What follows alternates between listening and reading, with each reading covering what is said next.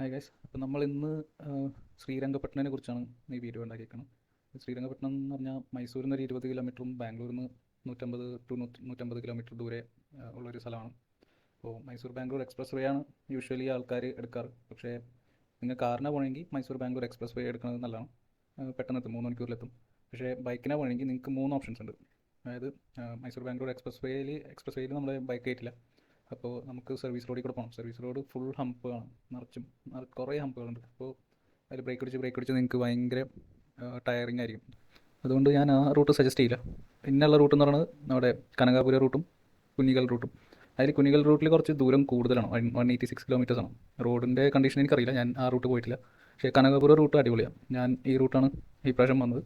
അപ്പോൾ നമുക്ക് നല്ല വ്യൂസും അടിപൊളി റോഡുകളും നല്ല സ്മൂത്തായിട്ടുള്ളൊരു ജേർണി ആയിരുന്നു എനിക്ക് കനകാപുര റൂട്ടിൽ കൂടെ ശ്രീരംഗപട്ടണയിലേക്ക് പോയപ്പോൾ കിട്ടിയത്.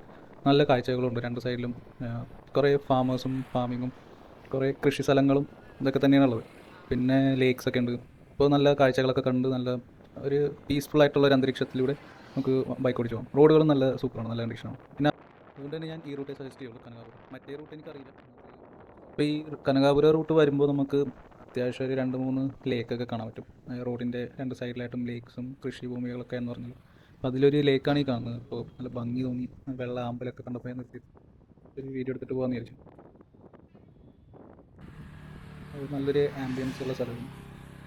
അപ്പോൾ ഇവിടെ കുറച്ച് നേരം നിന്ന് വീഡിയോ എടുത്തു. അത് കഴിഞ്ഞിട്ടാണ് ഞങ്ങൾ ജേർണി കണ്ടിന്യൂ ചെയ്തത്. ഈ ഒരു വൈബ് തന്നെയാണ് നമുക്ക് ഈ റൂട്ട് കംപ്ലീറ്റ് ചെയ്തത്. അങ്ങനെ ഞങ്ങൾ ആ റൂട്ട് ഫോളോ ചെയ്ത് വന്ന് ആദ്യം ഞങ്ങൾക്ക് ചെക്ക് ഇൻ 1 മണിക്കായിരുന്നു. ഞങ്ങൾ ഒരു 11-12 മണിയായപ്പോൾ തന്നെ ഇവിടെ ശ്രീരംഗപട്ടണം എത്തി.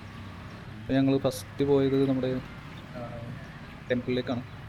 രംഗനാഥസ്വാമി ടെമ്പിൾ, ഒരു ഫേമസ് ടെമ്പിളാണ് ശ്രീരംഗപട്ടണത്തിൻ്റെ. അപ്പോൾ ഫസ്റ്റ് ഇവിടെ വന്ന് കയറിയിട്ട് പോകാമെന്ന് വിചാരിച്ചു വന്നതാണ്. പക്ഷേ ഇവിടെ വർക്ക് എന്തോ റിനോവേഷനൊക്കെ നടക്കായിരുന്നു. അതുപോലെ ഈ ബൈക്കിൽ ലഗേജൊക്കെ ഉണ്ടായിരുന്നതുകൊണ്ട് ഞങ്ങൾ ഉള്ളിലേക്ക് കയറില്ല. എന്തായാലും പുറത്തുനിന്ന് കാണാൻ തന്നെ നല്ല ഭംഗിയായിരുന്നു ഈ ടെമ്പിൾ. അങ്ങനെ ഞങ്ങൾ ടെമ്പിൾ പുറത്തുനിന്ന് കണ്ട് ഫോട്ടോസും വീഡിയോസൊക്കെ എടുത്തിട്ട് പിന്നെ ഞങ്ങളുടെ സ്റ്റേയിലേക്ക് പോയി. ഈ കാണുന്ന ഒരു ആംബിയൻസിലാണ് നമ്മുടെ സ്റ്റേ ഇരിക്കുന്നത്. ഇത് കാവേരി റിവറാണ്. ഇതിൻ്റെ സൈഡിൽ തന്നെ സ്റ്റേയിനോട് ഹോട്ടൽ മയൂര ശ്രീരംഗപട്ടണം, KSTDCയുടെ തന്നെ ഹോട്ടൽ മയൂര റിവർ വ്യൂ. അപ്പോൾ ഇവരുടെ തന്നെ ഭാഗമായിട്ട് ഈ കൊറാക്കൽ റൈഡൊക്കെ ഉണ്ട്. ഇവിടുത്തെ ലോക്കൽസ് തന്നെയാണ് നമ്മളെ കൊറാക്കൽ റൈഡിനൊക്കെ കൊണ്ടുപോകും ഈ കാവേരി നദിയുടെ സൈഡിൽ. ഇനി ഇവിടെ തന്നെ ഓപ്പൺ അവിടെ ഇരുന്ന് ഫുഡൊക്കെ കഴിക്കാനുള്ള സ്ഥലമുണ്ട്. പിന്നെ റെസ്റ്റോറൻറ്റ് സെപ്പറേറ്റ്. ഇവിടെ ഈ ഒരു ആംബിയൻസ് ഉണ്ടോ.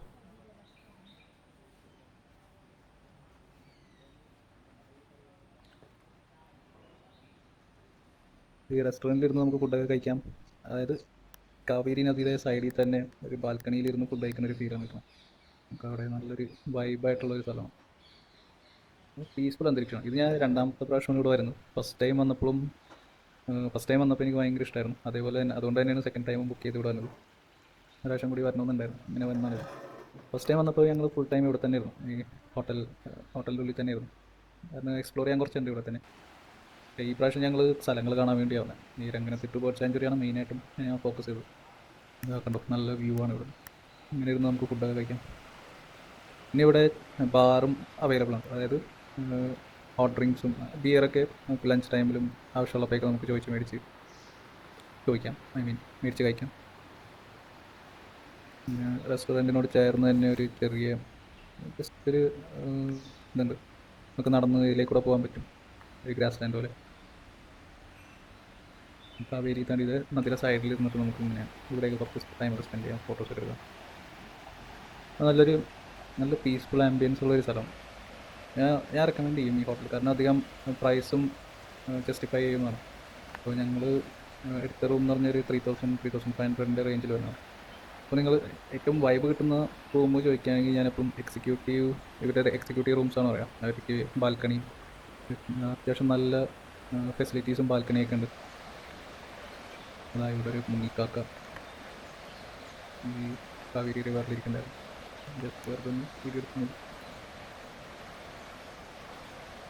ഇവിടെ കുറേ ബേർഡ് വാച്ചിങ്ങിന് വന്ന ആൾക്കാർ ഇവിടുത്തെ രംഗനത്തിട്ട് ബേർഡ് സാങ്ച്വറിയിലേക്ക് വരും. ഓ, അതാണ് ഇവിടുത്തെ മെയിൻ അട്രാക്ഷൻ. പിന്നെ ഉള്ളത് കായാന കാർ മ്യൂസിയം, പിന്നെ ടെമ്പിൾ. ഈ കാവേരി റിവറിലെ ഫിഷസിനെയാണ് ഈ കാണുന്നത്.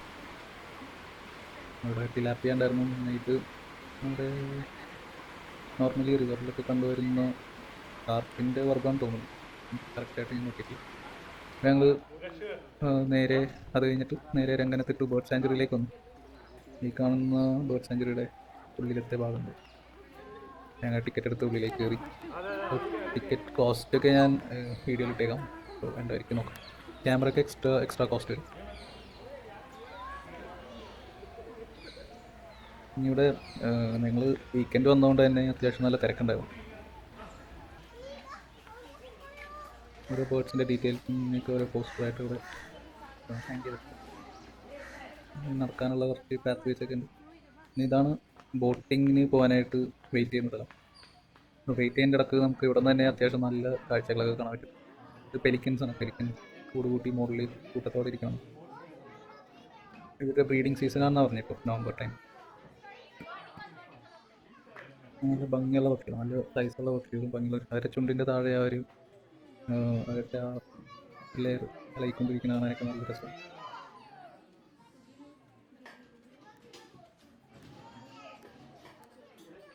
ഇവിടെ വരുന്നവർക്ക് ബോട്ടിങ് ഞാൻ സജസ്റ്റ് ചെയ്യും. ബോട്ടിങ് എടുത്താലേ നമുക്ക് അത്യാവശ്യം ഈ കാഴ്ചകൾ കിടക്കുക കാണാം. അപ്പോൾ ഞങ്ങൾ ബോട്ടിങ്ങിന് വേണ്ടി വെയിറ്റ് ചെയ്യുന്ന ഹിൻ്റെ കിടക്കാണ്. സൈഡിൽ കൂടെ ഒരു ക്രോക്കഡൈൽ നീന്തി പോകാനുണ്ട്. അവൻ്റെയും ഒരു വീഡിയോ എടുത്തു. ക്രോക്കഡൈൽസ് സൈലൻ്റായിട്ട് പോകുന്നതാണ് നല്ല രസമാണ്. ഇതൊക്കെ മാർഷ് ക്രോക്കഡൈൽസ് ആണ്. വീണ്ടും പെലിക്കൻസാണ് കാട്ടിൽ. സോ മെയിനായിട്ട് നമുക്കിവിടെ കാണാൻ പറ്റുന്ന ഒരു ബേർഡാണ് പെലിക്കൻ. പിന്നെ ബ്ലാക്ക് ഹെഡഡ് ഐബിസ്, പിന്നെ ഈ മുങ്ങിക്കാക്കയുടെ ഫാമിലിയിൽപ്പെട്ട കുറച്ച് ബേർഡ്സുണ്ട്. ഞാൻ മുങ്ങിക്കാക്കയെന്ന് ഞങ്ങളുടെ സൈഡിൽ പറയും. ഇപ്പോൾ അത് പല സ്ഥലത്തും പല രീതിയിലാണ് പറയാം. നീർക്കാക്ക. ഇപ്പോൾ ബോട്ടിങ് അങ്ങനെ ഞങ്ങളുടെ ചാൻസ് ഒന്ന് ബോട്ടിലേക്ക് കയറി. ഇപ്പോൾ ബോട്ടിൽ നിന്ന് വീഡിയോ എടുക്കാൻ കുറച്ച് ബുദ്ധിമുട്ടാണ്. ഇളകിക്കൊണ്ടേയിരിക്കണോണ്ട് സ്റ്റെബിലിറ്റി ഉണ്ടാവില്ല. അപ്പോൾ അതുകൊണ്ട് തന്നെ ക്യാമറയിൽ ചിലപ്പോൾ കുറച്ച് ടേക്കൊക്കെ ഉണ്ടാവും. നമുക്ക് പെലിക്കൻസിനേക്ക് അടുത്താണ്. സോ ബോട്ടിങ്ങിന് പോകുന്ന ഇവിടെ വരുന്ന ആൾക്കാർക്ക് ഞാൻ റെക്കമെൻഡ് ചെയ്യുന്നത്, നിങ്ങൾ ഒന്നില്ലെങ്കിൽ ഒരു ബൈനോക്കുലേഴ്സ് എടുത്തുകൊണ്ട് വരിക. അത്യാവശ്യം ലോങ്ങിലേക്ക് കാണാൻ പറ്റുന്ന ബൈനോക്കുലേഴ്സ്, അല്ലെങ്കിൽ ക്യാമറ ഒരു 200-250 mm ലെൻസെങ്കിലുള്ള ക്യാമറ, ടെലിസ്കോപ്പിക് ലെൻസുള്ള ക്യാമറ കൊണ്ടുവന്നാൽ എനിക്ക് ഇവരെയൊക്കെ ഇങ്ങനെ ക്ലോസ് ആയിട്ട് തന്നെ വാച്ച് ചെയ്യാൻ പറ്റും. ഫോട്ടോസ് എടുക്കാം, വീഡിയോസ് എടുക്കാം. കാരണം ബോട്ടിലിരുന്ന് കാണുമ്പോൾ ഇത്രയും ക്ലിയർ ആയിട്ട് കാണില്ല. കുറച്ച് ദൂരെയാണ് ഇവരുള്ളത്. നമുക്ക് ക്ലിയർ ആയിട്ട് ഇവരെ നല്ല ഭംഗിയോടെ കാണണമെങ്കിൽ ഇങ്ങനെ, അല്ലെങ്കിൽ ക്യാമറ 200 mm ലെൻസിനേക്കാളും ലെൻസ് മിനിമം ഉള്ളത്, അല്ലെങ്കിൽ ഒരു ബൈനോക്കുലർ. ഇതാണ് ബ്ലാക്ക് ഹെഡഡ് ഐബിസ്. കറുത്ത കഴുത്തിൻ്റെ മുകളിലേക്ക് ഫുൾ ബ്ലാക്ക് കണ്ടു. Black headed Ibis. ബാക്കി ഇരിക്കുന്നതൊക്കെ പെലിക്കൻസാണ്. എന്തായാലും പൈസ കൊടുത്തതിന് നല്ല വർത്തായിട്ടുള്ള ഒരു എക്സ്പീരിയൻസ് തന്നെ ഇവിടെ കിട്ടുന്നത്.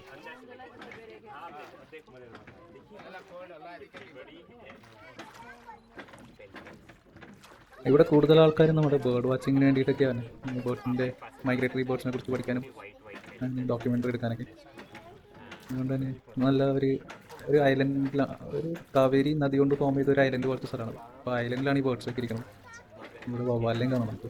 വവ്വാലും മുങ്ങിക്കാക്കയും പെലിക്കൻസ് ഒരുമിച്ച്. ഇത് കോർമറൻസ് എന്നാണ് പറയുന്നത്. കോർമറൻസ് ഫാമിലിയിൽപ്പെട്ട ബേർഡാണ് നമ്മുടെ ഈ മുങ്ങിക്കാക്ക എന്നൊക്കെ പറയുന്നത്. ഇവിടെ പല ടൈപ്പ് ഉണ്ട്. ഓരോ സ്ഥലത്തിൻ്റെ ലൊക്കേഷൻ അനുസരിച്ച് പേരൊക്കെ മാറുന്നുണ്ട്. പിന്നെ പല കളറിലും വെറൈറ്റി ആയിട്ടൊക്കെ ഉണ്ട്. ഇവിടെയുള്ളത് നമുക്ക് ലിറ്റിൽ കോർമറൻറ്റ് എന്നാണെന്ന് തോന്നുന്നു ഈ പ്രായം. നമ്മളിവിടെ വന്നതിൻ്റെ മെയിൻ ഒരു റീസണാണ് ഈ ക്രോക്കഡൈലിനെ കാണാൻ വേണ്ടിയിട്ടും കൂടിയിട്ടാണ് മെയിനായിട്ട് വന്നത് ഇവിടെ.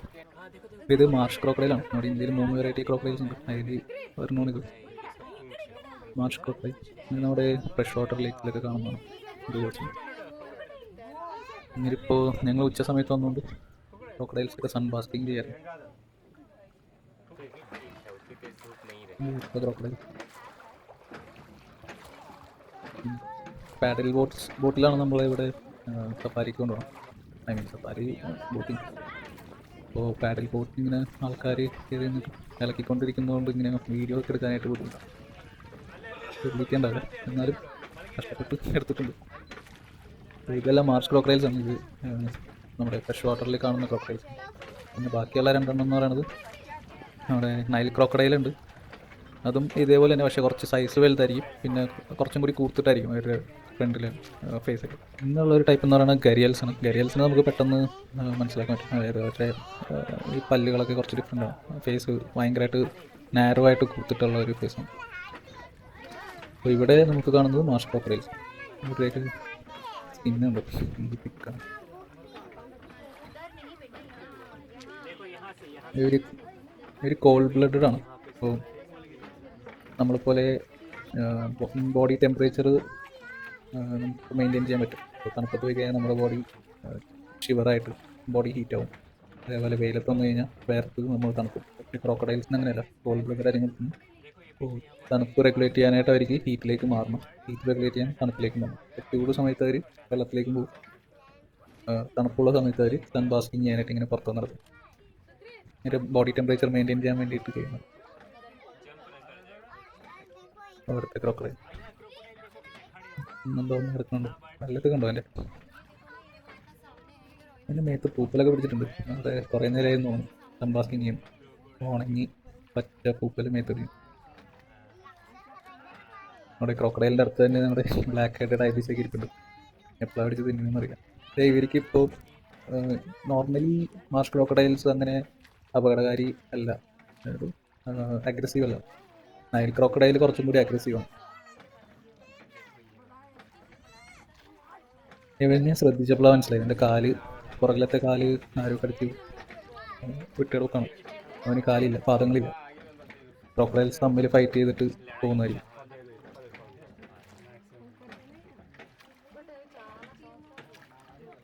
ക്രോക്കഡൈലും ബ്ലാക്ക് ഹെഡ് ഐബിസും തമ്മിൽ ഫ്രണ്ട്.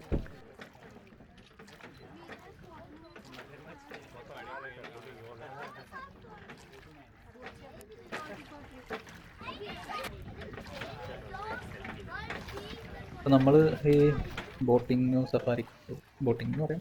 ബോട്ടിങ്ങിന് പോകുന്നത് ഇങ്ങനത്തെ ബോട്ട്സിലാണ്. ഒരു ബോട്ടിൽ ഒരു 12-16 പേരൊക്കെ അക്കോമഡേറ്റ് ചെയ്യാൻ പറ്റും.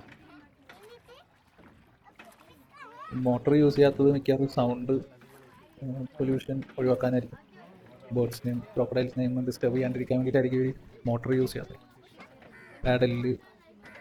പാഡൽ ബോട്ടിങ്ങാണ് ഇവിടെ ചെയ്യുന്നത്.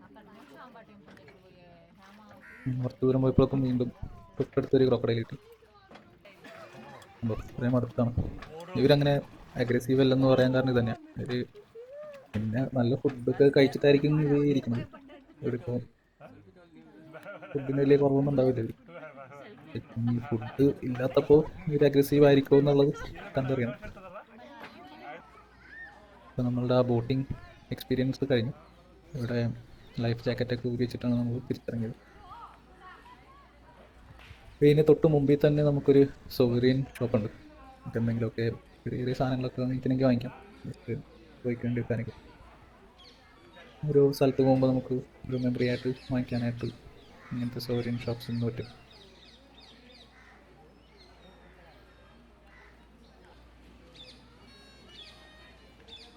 ഏറ്റവും കുറേ ഷോക്കേസ് ഐറ്റംസ് ഒക്കെ ഇരിക്കുന്നു. ചെറിയ സ്റ്റിക്കേഴ്സും ഇങ്ങനത്തെ കാര്യങ്ങളൊക്കെ ഉണ്ട്.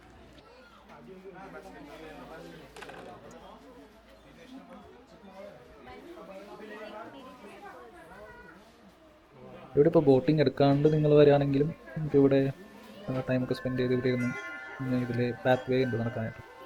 പാത്ത് വേയിൽ കൂടെയൊക്കെ നടന്നിട്ടൊക്കെ വരാം. കുറച്ച് അധികം ദൂരം നടക്കാനുണ്ട്. പിന്നെ നല്ല ക്യാമറയും അത്യാവശ്യം ബൈനോക്കുലേഴ്സ് ഒക്കെ ഉണ്ടെങ്കിൽ നമുക്ക് ഇവിടെ സൈഡിൽ നിന്ന് തന്നെ ബേർഡ്സിനെയൊക്കെ സൂം ചെയ്ത് കാണാൻ പറ്റും.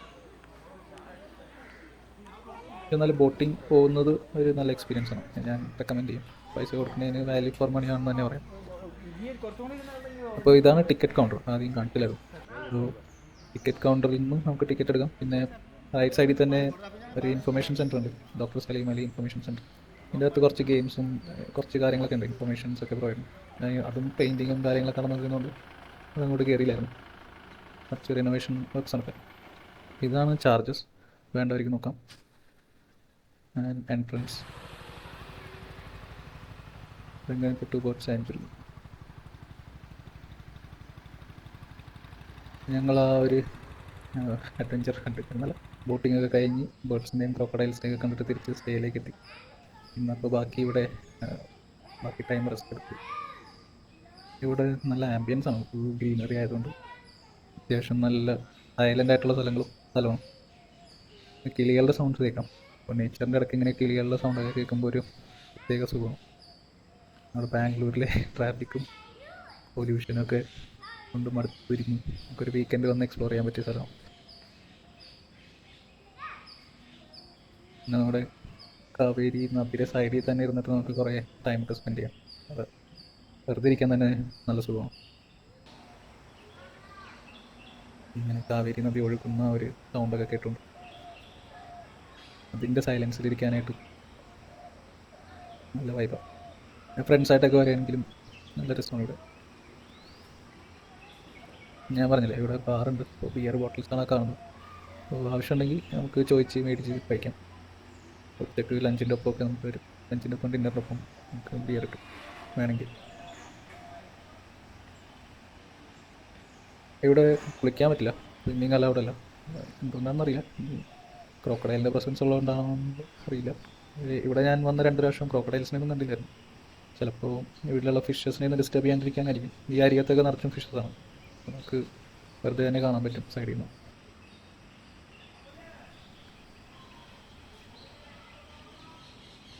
ഞങ്ങൾ അടുത്ത ദിവസം ഇവിടെ നിന്ന് ചെക്കൗട്ട് ചെയ്തിട്ട് ഇവിടെ തന്നെ അടുത്ത് ഈ സ്റ്റേയുടെ അടുത്ത് തന്നെ ഈ 2 സ്ഥലമുള്ളൂ. രംഗനാഥത്ത് ബോട്ട് സാങ്ച്വറി 5 മിനിറ്റ്സും നമ്മുടെ ഈ പായാന എന്ന് പറയുന്ന കാർ മ്യൂസിയം ഇതും ഏകദേശം അടുത്ത് തന്നെയാണ്. ഒരു 5 മിനിറ്റിൽ തന്നെ എത്താവുന്ന ഒരു ദൂരത്തിലേ ഉള്ളൂ ബൈക്കിന്. അപ്പോൾ ഞങ്ങൾ പായാന കാർ മ്യൂസിയത്തിലേക്കാണ് വന്നത്. ഇവിടെ നമുക്ക് കുറേ പഴയ കാലത്ത് യൂസ് ചെയ്തിരുന്ന വണ്ടികളും അതിൻ്റെ ഒരു കളക്ഷനാണ് ഇവിടെ ഉള്ളത്. ഹോർസ് കാർട്ടും കാളവണ്ടി, എവല്യൂഷൻ ഓഫ് വീലിൻ്റെ ഒരു സ്റ്റോറി അവിടെ മെൻഷൻ ചെയ്തിട്ടുണ്ടായിരുന്നു. പിന്നെ നമ്മുടെ പഴയ കാറുകൾ, കാറിനോടും കാറിൻ്റെ കാർ പ്രാന്തന്മാർ പറ്റിയൊരു സ്ഥലമാണ്. കുറേ ഓൾഡ് മോഡൽ കാറിൻ്റെ സ്റ്റോക്ക് ഉണ്ട്. ഫിയാറ്റിൻ്റെ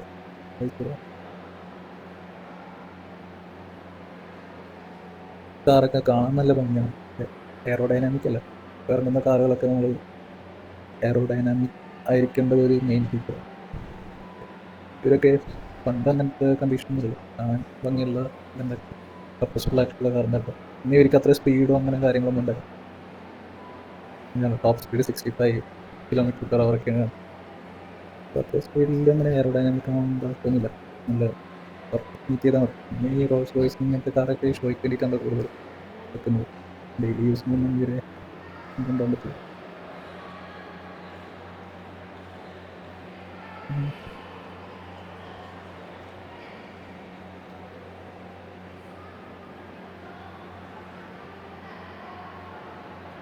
ഒരു ഗ്ലൈഡറിൻ്റെ ഡിസൈനാണ് പ്രോട്ടോടൈപ്പ്. യൂസ് ചെയ്തിരുന്നാന്ന് തോന്നുന്നു. പല വെറൈറ്റി, പല മോഡൽസ്, പല വർഷത്തെ. എല്ലാത്തിൻ്റെ ഒന്നും വീഡിയോ എടുത്തിട്ടില്ല. മെയിനായിട്ടുള്ള കുറച്ച് കാണാൻ ഭംഗിയുള്ളതാണ് എടുത്തിട്ടുണ്ട്. ഇവിടെ അധികം കാണേണ്ടവർ ഇവിടെ വന്നു തന്നെയാണ്. നല്ല കുറേ കളക്ഷൻസ് ഉണ്ട് കാറിനോട് താല്പര്യമുള്ളവർ മെയിനായിട്ട്. ബൈക്സും ഉണ്ട്. ബൈക്കും അത്യാവശ്യം പഴയ മോഡൽസ് ഒക്കെ കുറച്ച് കാറാണ് മെയിൻ.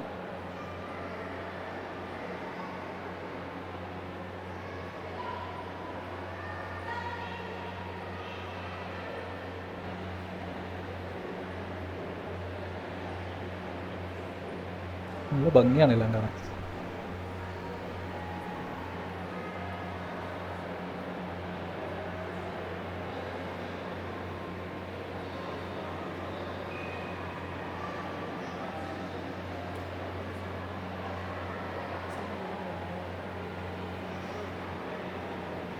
നല്ല തേര് ആൾക്കാർ കുത്തിക്കൊണ്ടുവരുന്ന തേര്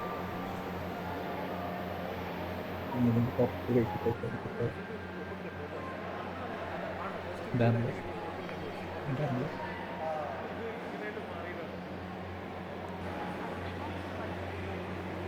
അങ്ങനെ കാറും കഥകളൊക്കെ ഇവിടെ ഉണ്ട്. പിന്നെ ബൈക്സാണിത്. പഴയ SP രാജ്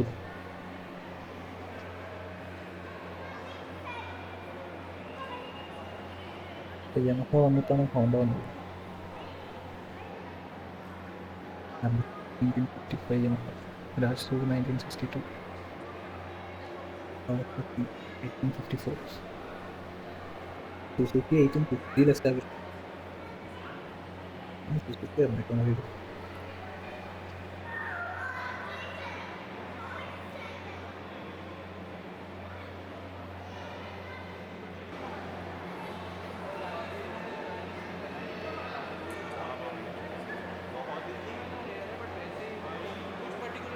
റോയൽ എൻഫീൽഡിൻ്റെ പഴയ മോഡൽ.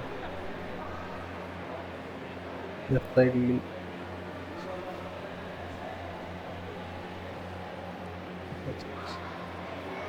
പഴയ സ്കൂട്ടർ. ഇതൊക്കെ നമ്മൾ സ്ഥിരം കാണുന്നതാണ്. ഇവരൊക്കെ ഇപ്പോഴും കാണാൻ പറ്റും സ്ട്രീറ്റ്സിൽ.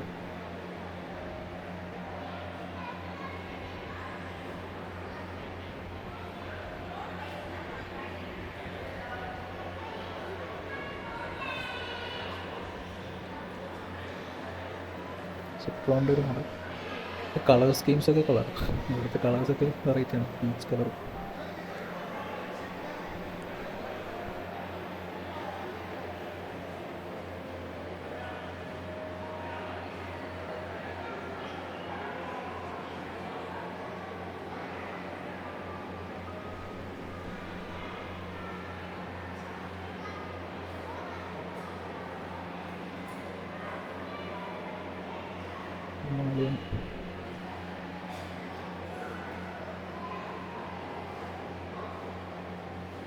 ഹിന്ദുസ്ഥാനിൻ്റെ ഹിന്ദുസ്ഥാൻ മൊത്തം.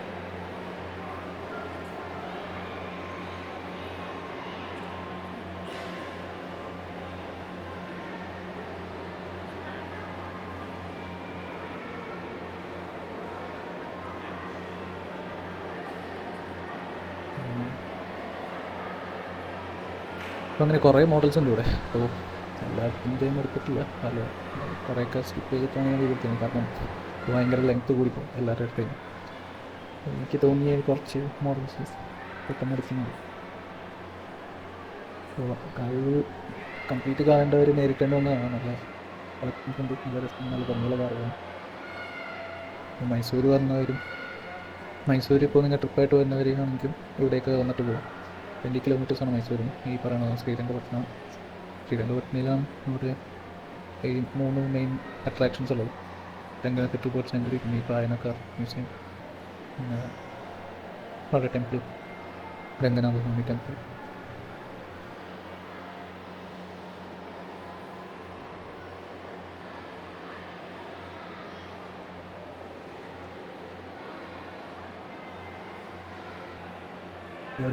പല എനിക്ക് പഴയ മസിൽ കാർസിന് ഭയങ്കര താല്പര്യം. മസ്റ്റാങ്ങിൻ്റെയൊക്കെ പഴയ കാറുകൾ.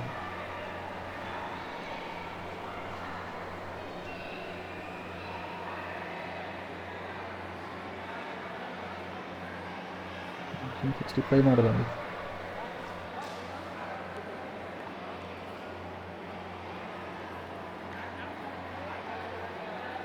ഇവരുടെയൊക്കെ സ്റ്റോറിയും പുറകിൽ എഴുതി വെച്ചിട്ടുണ്ട്. ഓരോ കാറിൻ്റെ ഡീറ്റെയിൽസൊക്കെ ഓരോ കാറിൻ്റെയും ബാക്കിലായിട്ട് അവർ മെൻഷൻ ചെയ്തിട്ടുണ്ട്.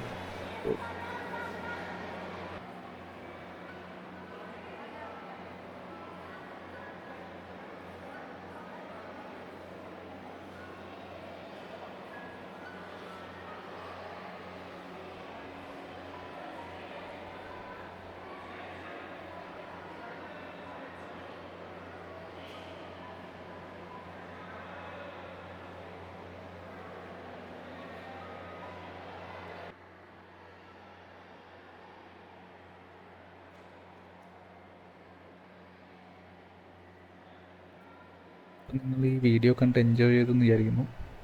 പിന്നെ ഞാൻ ഈ കാണിച്ചിരിക്കുന്നത് ചെറിയൊരു ഭാഗം മാത്രമേ ഉള്ളൂ. അതല്ലാണ്ട് കുറേ വീഡിയോ എടുക്കാത്ത കുറേ ഭാഗങ്ങളുണ്ട്. ഇപ്പോൾ അണ്ടർഗ്രൗണ്ടിൽ ആർമിയുടെ വെഹിക്കിൾസൊക്കെ ഉണ്ടാകും. അതൊക്കെ കാണേണ്ടവർ നേരിട്ട് തന്നെ ഒന്ന് കാണുക. അപ്പോൾ താങ്ക് യു.